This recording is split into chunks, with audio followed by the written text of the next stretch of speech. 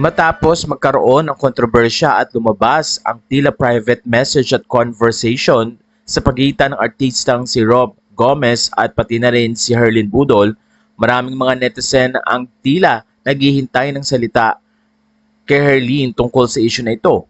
Pero ayon kay Herlin, bakit daw tila nadadawit siya?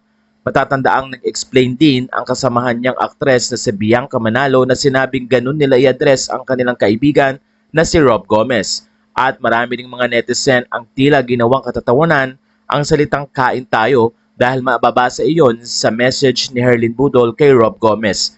Ngayon nga sa kanyang Instagram ay pinakita ni Herlin na nagpa-practice siyang kumanta at nagpapaturo ng tamang paraan kung paano nga umawit dahil mukhang may single siyang gagawin.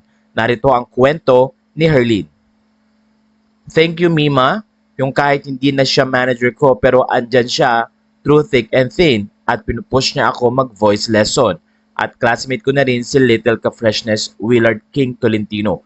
Masaya pala ang musika. Yung may assessment ng coach ko ng jazz, pop, ballad, blues, rock, hip-hop, classical, electro, new age, reggae at iba pa. Siyempre abangan ang bagong single na ilalabas ko sa 2024, ang Kain Tayo. Ayon sa mga netizen, mukhang may ibang paraan si Herlin para hawakan niya ang nangyayaring issue tungkol sa kanya. Pabiro namang nagsabi ng isa na tila may kulang daw ang nasabing kanta.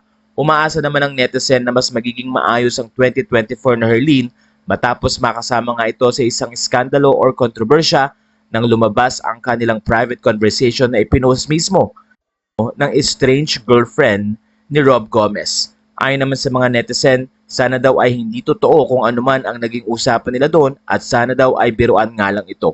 Wala na pong masasabi nyo sa story na ito.